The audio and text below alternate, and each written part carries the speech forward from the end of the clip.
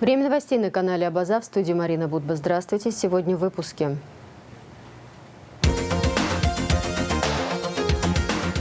Лаша Ашуба избран спикером Народного собрания 7-го созыва. Итоги первого заседания нового парламента.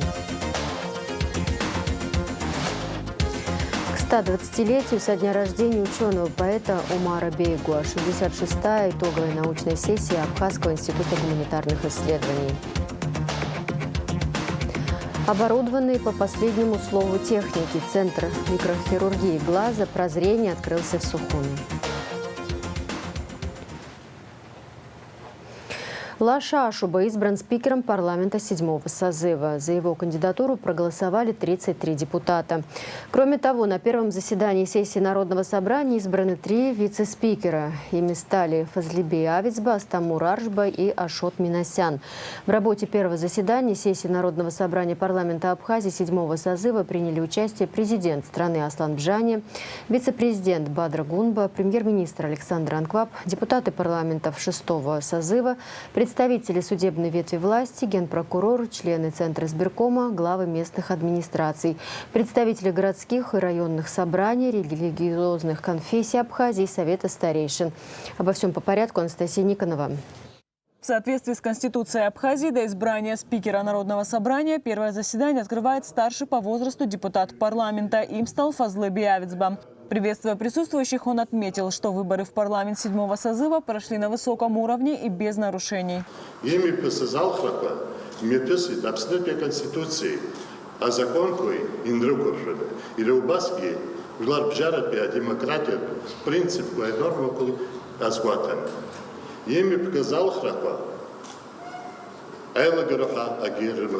Далее слово было передано главе государства Аслану Бжани. Президент Абхазии отметил, что избирательная кампания по выборам депутатов 7-го созыва прошла в открытой конкурентной борьбе. Была проявлена высокая активность граждан страны.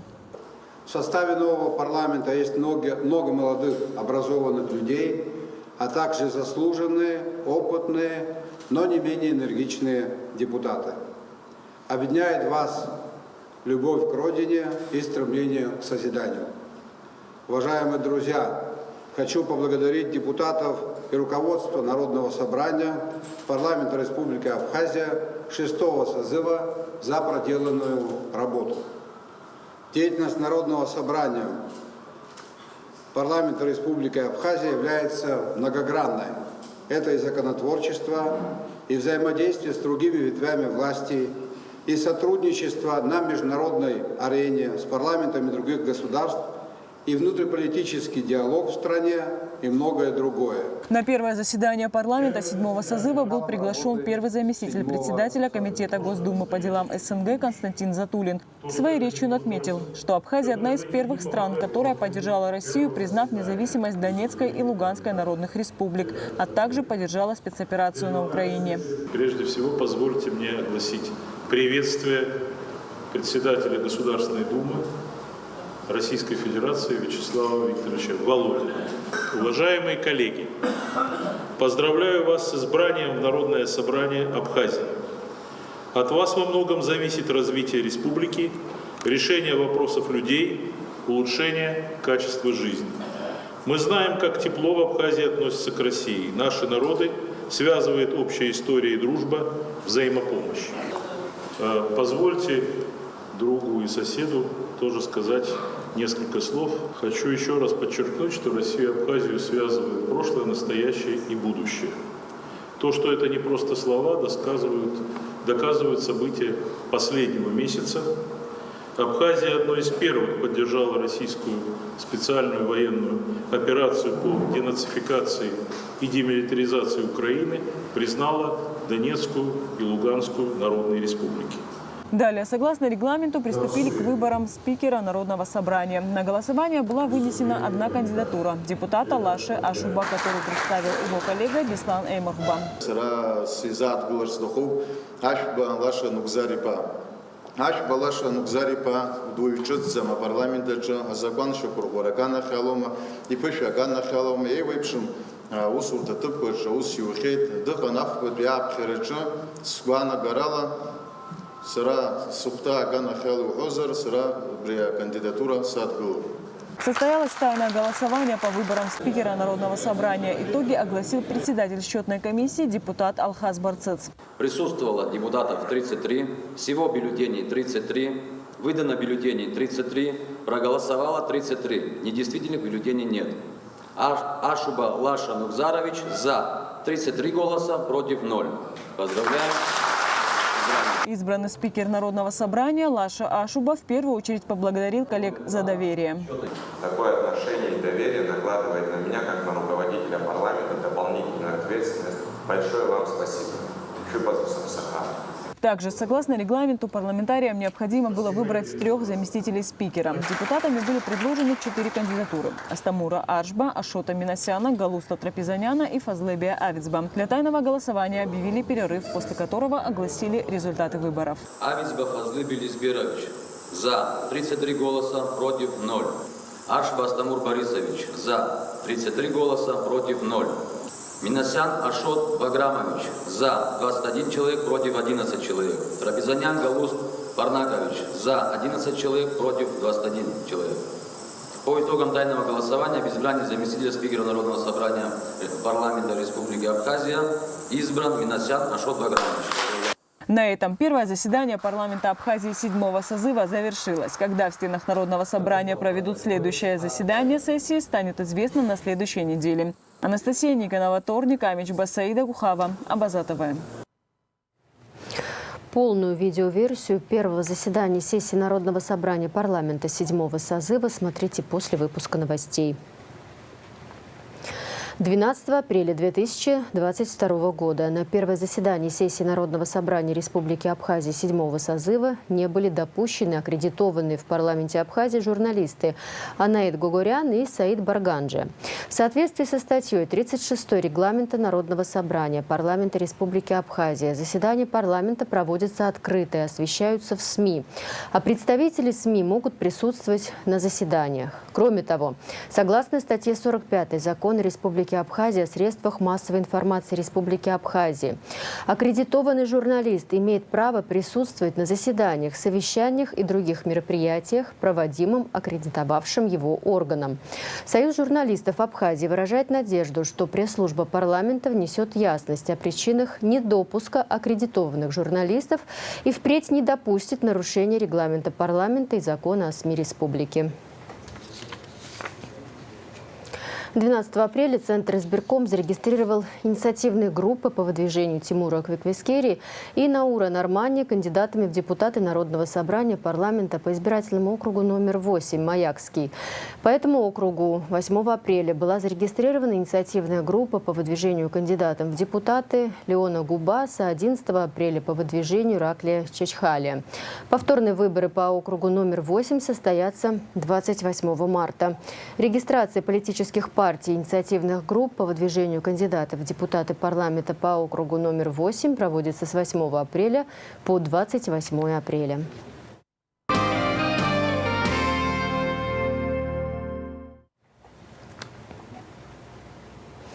Очередное заседание суда по делу о тройном убийстве на набережной Махаджиров в ноябре 2019 года состоялось в здании службы госбезопасности. Суд заслушал показания свидетеля Давида Чеплиани, после чего прокуратура ходатайствовала об изучении письменных доказательств. Но адвокаты выступили против, и судьи отложили заседание на неделю. Подробнее в ближайших выпусках новостей. Коротко об эпидситуации. По данным оперативного штаба, на 11 апреля у 6 человек из 106 протестированных диагноз COVID-19 подтвердился. В Гудаутской ЦРБ скончался мужчина 80 лет. Общее число выявленных заболевших составляет 53 574 человек. С начала пандемии зарегистрировано 682 летальных случая, выздоровели 51 850 человек. Центр микрохирургии глаза «Прозрение» открылся в Сухуми. Оборудованный по последнему слову техники специальными приборами, изготовленными лучшими производителями Японии и США, медицинский центр готов принимать пациентов на диагностику, лечение и даже операции с сегодняшнего дня. Подробнее об офтальмологическом центре в репортаже Марианны Котовой.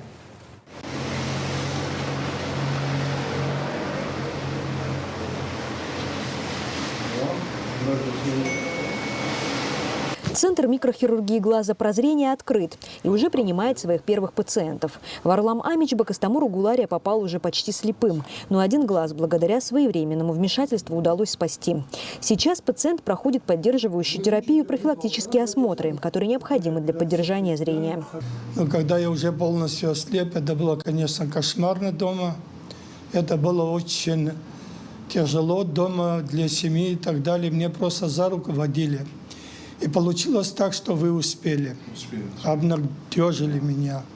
Приходили домой, за что я вам всегда огромную благодарность выражаю. Значит, но я, естественно, не отказался, пошел на операцию, согласился. Ну и буквально за неделю привели меня в чувство, стал все видеть. Качественную офтальмологическую помощь невозможно оказать без соответствующего оборудования. Невозможно провести даже первичный осмотр без приборов, которые позволяют заглянуть как можно глубже в зеркало души. Поэтому в центре высокоточные приборы стоят в каждом кабинете, начиная от приемной. Насколько мощно оборудована клиника, ее главный врач Истамур Гулария показал и журналистам, и министру здравоохранения Эдуарду Будба. Оборудование ведущих мировых производителей – это Япония, Германия и Штаты. Завезено в Абхазию впервые и направлено на то, чтобы наши граждане могли получать полноценную офтальмологическую помощь в условиях нашей страны. Все оборудование приобретено и будет обслуживаться благодаря крупнейшим в России поставщикам товаров медицинского назначения. По словам Истамура Гулария, санкции на такого вида технику не распространяются. Поэтому с расходными материалами, комплектующими и инженерной поддержкой проблем не будет. Я беседовал, с поставщиками оборудования и расходного материала. Они меня уверили, и в принципе так оно и есть в России, что санкции на данный вид медицинской деятельности не будут распространяться. И начиная от инженеров, а инженеры, это, как правило, это ребята из России, и, соответственно, расходного материала он будет поставляться бесперебойно. А вот так выглядит операционная. Главный прибор в этом кабинете – микроскоп. Благодаря ему врач может заглянуть за глаз и провести манипуляции внутри глазного яблока. Таких микроскопов в России несколько, то есть в регионах имеется в виду. Это ближайшие регионы, это Краснодар и Москва. И теперь у нас в Абхазии он стоит. Машина, которая позволяет оперировать катаракту в течение 2-3 минут, то есть реабилитация пациента в течение 2 часов после данной хирургии. Пациент не остается в клинике, он спокойно может поступать домой. Весь операционный инструментарий также от лучших мировых производителей в наличии. Часто пациентам из Абхазии приходилось выезжать на лечение глаз за пределы республики только потому, что всего этого не было у нас. Теперь есть. Здесь проводится биометрия глаза, тоже впервые в Абхазии установлен биометр глаза, который позволяет рассчитывать до миллиметров оптическую силу хрусталика, что дает очень высокую точность оперативного лечения и высокие зрительные результаты. Он впервые в Абхазии, и мы планируем использовать самый современный и самый лучший расходный материал для наших пациентов. Это интраокулярные линзы из Германии и из Штатов. Даже частное медицинское учреждение не может быть чисто коммерческим проектом. Так и здесь будут оказываться услуги всем слоям населения. Льготникам благодаря поддержке Министерства здравоохранения. Мы с Истамуром Александровичем переговорили. У нас есть и социально определенный пласт наших граждан, которые из малоимущих семей, которые из неблагополучных семей. Есть люди, у которых заболевания очень серьезные. И в этом формате определенные преференции будут даваться и Минздраву, и нашим гражданам. Мы в рабочем порядке все уже проговорили. По словам министра, теперь и в Абхазию, возможно, будут приезжать пациенты из-за пределов республики, так как такого оборудования нет даже в соседнем Сочи. Но самое главное – врач, который известен в широких медицинских кругах России. Истамур Александрович Гулария – человек, который достаточно известен в хирургических, офтальмологических кругах Российской Федерации. Долгое время работал в ведущих клиниках России, оперирует и на переднем отделе глаза, и на заднем отделе глаза. И я надеюсь, что теперь и к нам, пусть к нам приезжают и оперируются здесь достойно, на хорошем, высоком уровне. Задача Минздрава, мы здесь для того и находимся, чтобы все наши медицинские центры и технологии вести вперед, благодаря нашим коллегам, которые имеют достаточно большой опыт работы в ведущих российских клиниках. Центр прозрения решает самую важную проблему – необходимость выезжать за пределы Абхазии для лечения глазных болезней и исправления дефектов зрения. Зачастую офтальмологические пациенты – это люди в возрасте, для которых не близкий путь до больницы и обратно стресс, который сам по себе снижает эффективность терапии. Теперь им дальше Сухума ехать не нужно. Марьяна Котова, Сасрык Вагухава, Абаза ТВ. 66-я итоговая научная сессия Абхазского института гуманитарных исследований имени Дмитрия Гулия, посвященная 120-летию со дня рождения ученого, поэта Умара Бейгуа, проходит с 12 по 14 апреля в конференц-зале института. В первый день работы сессии в ходе приветственной части выступили директор Абхазского института Арда Ашуба, советник президента по вопросам науки и культуры Нугзар Логу и другие участники. Умар Бейгуа زواجلر يرخززا وزجلر حتى البطول كوزوز ربزشا عم شخكرت بان عبسو بزشوا بدوني بزشوالي خلص زي حرابيبش وبيعرق انزي يتصولن يدرون يا شو بحبسو تراوا زيكو جك يمتكو يتقلن يابشو ياخب شو يا مركب يا مقلو تخزر خا ازين حزم تودا راح شخوار بش حبسو بزشا اجيت بي جلروب حرا الدنيا قنيمة بسوا زي بشركو حرياين يخوا جران زحيب خازر حرح خطا يحنلو زاخرة حبز شيء ينمل زوجي ينلون أتم بز شيء الله حرح شايف يوزر أتم بز شيء قنبي حبز شيء يلا نقال زر حريح بولا شو يحزايب وحدوها إنتريسي زمو حي خزقل الشبزية زبوز ورد حرح بز شيء قنبي حكولتورة قنبي أقدر رلم شزوجي خم فديرلشو خرب شوي خرب خوتي ومار بيقوا أتم بز شيء يرزق عزز أتم بز شيء رلا أبسو بز شيء ما عشت بشكوي جربشنا الحراز الشوز عن كل شيء ما زمست. Репортажи о первом дне работы 66-й итоговой научной сессии АБГИ смотрите в нашем эфире в рубрике «Амшахтес». Также в нашем эфире смотрите интервью Умара Бейгуа журналисту Руслану Хашик из архива Абаза ТВ. В Абхазском государственном университете проходит 10-я международная научно-практическая конференция «Туристско-рекреационный комплекс в системе регионального развития», приуроченный к 90-летию Абхазского государственного университета. Конференция проводится Кубанским государственным университетом совместно с Абхазским государственным университетом, Центром Русского географического общества в Сербии, общественной организацией «Общественная российская экологическая академия», Географическим обществом Абхазии, Министерство туризма Республики, Торгово-промышленной палаты Республики Абхазия и другими участниками. В работе пленарного заседания приняли участие ректор АГУ академик Олег Угварами, министр туризма Таймураз Хижба, проректор по международным связям и экономическим вопросам АГУ министр культуры Даур Кова, президент Торгово-промышленной палаты Тамила Мерцхулава.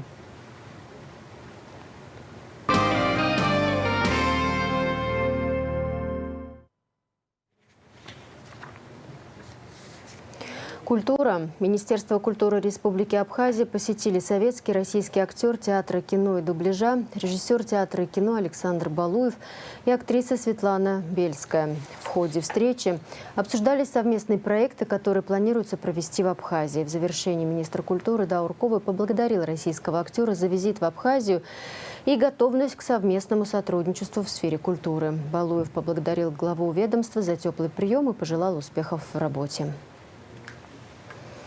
Туризм и транспорт. Пассажирский скоростной катамаран «Грифон» запустят по маршруту Сочи-Сухум. Между Новороссийском, Сочи и Геленджиком с 1 мая будет курсировать теплоход «Комета». Директор компании «Водоход Экспресс» сообщил Кубань-24, что планируется максимально сохранить прошлогодние цены на билеты. Тогда путешествие в Новороссийск стоило 500-700 рублей. В зависимости от класса поездки. Цена билета из Геленджика в Сочи составляла от 2500 до 3500 рублей. Всю подробную информацию можно будет узнать на официальном сайте компании «Водоход Экспресс». Гагра попала в десятку направлений, которые могут составить конкуренцию отдыху в Турции на майские в России и странах СНГ, пишет портал tvil.ru. В список помимо Гагры вошли Кавказские минеральные воды, Сочи, Калининградская область, Белоруссия, курорты в Татарстане, Башкирии и Крым. В среднем семья из 3 человек тратит на 4-дневную поездку в начале мая до 15 тысяч рублей. В Абхазии и в Башкирии можно отдохнуть в майские праздники менее чем за 2000 рублей в сутки. Отдых на озере Байкал в мае обойдется более 5000 в сутки. Спорт. Волейбольная команда из Гагры стала победителем 11-го международного турнира по волейболу среди юношей памяти сотрудников органов внутренних дел России, погибших при исполнении служебного долга. Турнир прошел в Калуге, в нем приняли участие 20 команд 2007-2008 годов рождения из Подольска, Кромы, Тамбова, Воронежа, Липецка, Калуги, Москвы, Орла, Старого Оскола и Абхазии, сообщает сайт Госкомитета по делам молодежи и спорту. Лучшим игроком турнира был признан наш Ратмир Гвазава, лучшим связующим Леон Эшба. Тренирует команду Гагры Иван Моисеенко. Анри Кварче стал бронзовым призером турнира по греко-римской борьбе памяти заслуженного тренера России Виктора Лещенко в Краснодаре. В соревнованиях приняли участие около 300 спортсменов из Краснодарского края, ДНР, ЛНР, Ростова-на-Дону, Армении, Узбекистана, Северной Осетии, Кабардино-Балкарии и Абхазии. Республику Абхазия представляли 2 спортсменов. По итогам проведенных встреч Анри Кварче занял 3-е место в весовой категории до 60 килограммов. Тренирует спортсмена Нодар Козаев. Боксеры из Абхазии Лаша Гоги и Анри Аржба заняли 2-е места в соревнованиях по боксу на 34-х московских студенческих спортивных играх, которые прошли с 6 по 10 апреля в спортивном зале Московского геолого-разведочного института. Дата в истории человечества. Ровно 61 год назад, 12 апреля 1961 года, состоялся первый полет человека в космос. Первым космонавтом стал гражданин СССР Юрий Алексеевич Гагарин. За ним последовали такие выдающиеся люди, как первая женщина-космонавт Валентина Терешкова и первый человек в мире, вышедший в открытый космос, Алексей Леонов. В завершении выпуска прогноз погоды.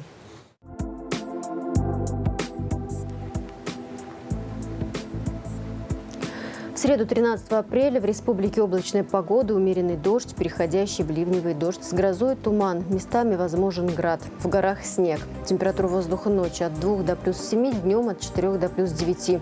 Температура морской воды 10 градусов.